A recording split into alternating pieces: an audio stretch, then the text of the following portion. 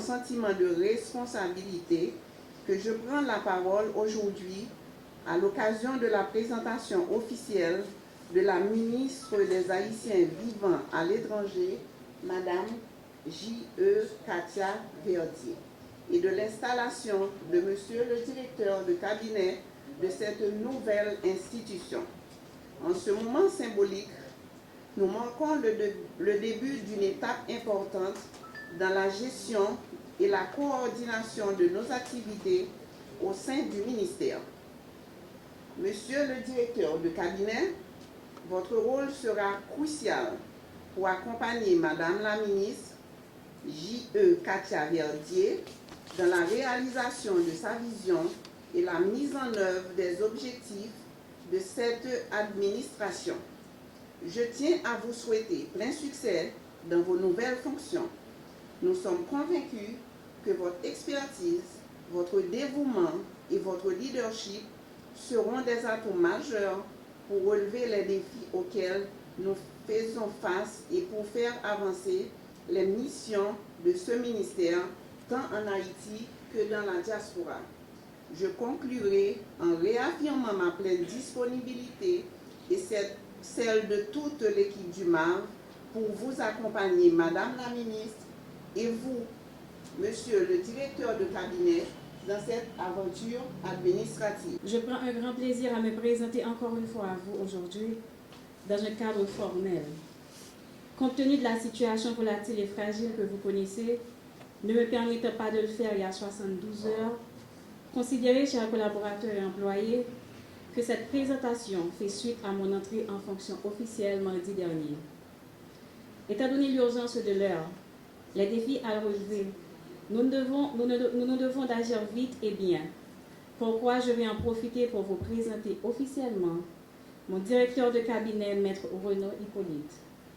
Celui, conjointement avec d'autres membres de mon équipe, qui aura à travailler avec vous pendant mon passage à la tête du ministère des Haïtiens vivant à l'étranger, pour notre réussite et la satisfaction de tous et toutes. Aussi, par cet acte, je veux vous dire combien je suis motivée à travailler avec vous pour la mise en œuvre des différents axes prioritaires inscrits dans la feuille de route qui m'a été soumise lors de mon choix par le président du CPT, son Excellence M. Leslie Voltaire, et le chef de gouvernement, son Excellence Alix Didier Fils-Aimé, suivant l'arrêté du 15 novembre de l'année courante. Ensemble, nous allons travailler dans le respect d'une pour l'autre pour nous capables de redynamiser, moderniser MAV, qui joue un rôle tout bon dans la bataille pour changer Haïti, avec participation toute petite lio, femmes tant que garçons, sakandans tant que ça qui est au pays. Tout d'abord, je tiens à saluer le Conseil présidentiel et le Premier ministre pour leur engagement. Madame la ministre Katia Verdier, Madame la directrice générale, Kathleen Jean-Louis, Mesdames, Messieurs, membres du cabinet, Mesdames, Messieurs les cadres du ministère, le personnel et le personnel de soutien, Mesdames, Messieurs les leaders de la communauté de la diaspora à travers le monde, Mesdames, Messieurs de la presse parlée, écrite, télévisée et des médias numériques, distingués invités. Grand honneur pour moi d'avoir été choisi par Madame la ministre Katia Verdier comme directeur de son cabinet afin de l'accompagner à relever les grands défis qui l'incombent dans la mise en œuvre de la politique publique du gouvernement liée à l'intégration de la diaspora à un moment où le pays connaît une crise multidimensionnelle sans précédent. Madame la ministre, je ne saurais que vous remercier de faire de moi votre collaborateur immédiat pour l'accomplissement de cette lourde tâche aussi riche en passion qu'en épreuves. Pour cette marque de confiance, je vous promets loyauté et professionnalisme afin de bien faire atterrir les actions gouvernementales que vous aurez à accomplir tout au long de votre mission.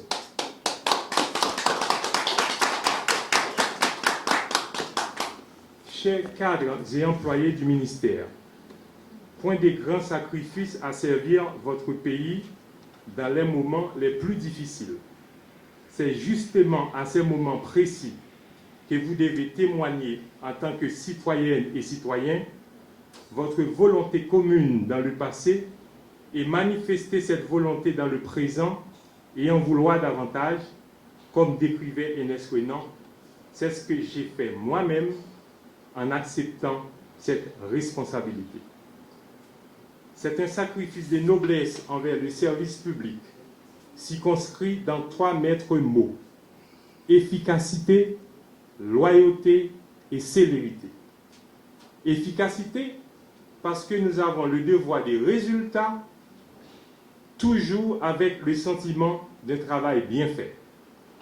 Loyauté, parce que servir l'État, c'est servir la société.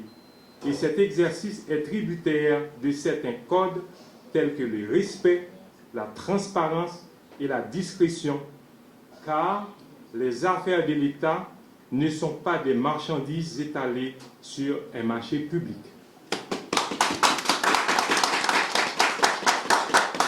Célérité, il faut abandonner la machine à tuer le temps, car elle affaiblit le sens du service public et constitue un véritable gaspillage humain et d'argent pour la société.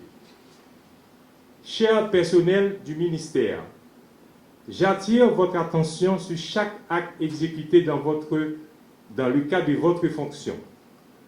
Faudrait-il rappeler que des milliers de compatriotes de la diaspora, travaillant souvent dans des conditions difficiles pour doter la population d'un minimum de pouvoir d'achat et pourtant ne pouvant bénéficier du minimum de services publics. Pensez à ces compatriotes, proie facile des prédateurs des biens immobiliers leur appartenant à travers le territoire national, sous les yeux impuissants de l'État.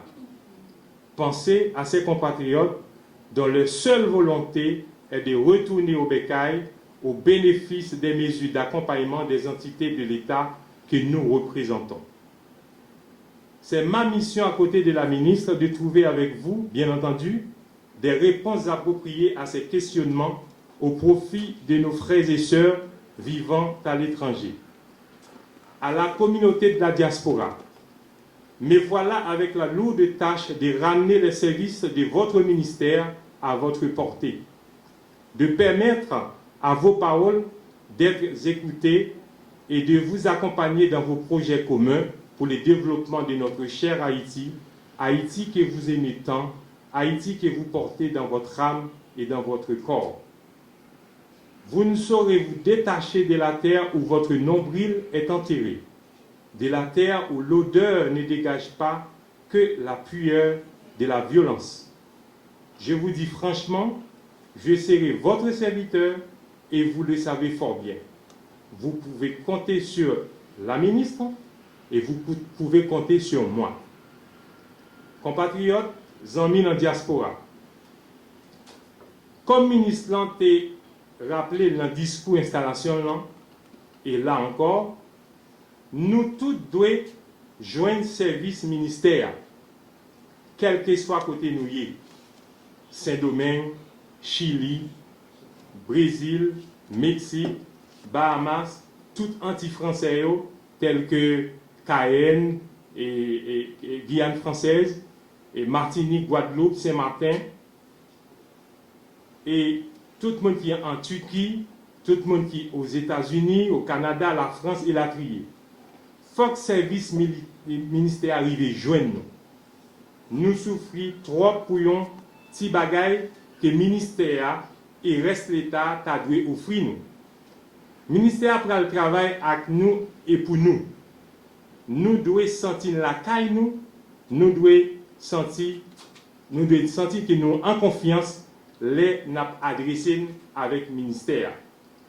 Pour tout employé généralement, nous avons cité sécurité, ménagère, commis.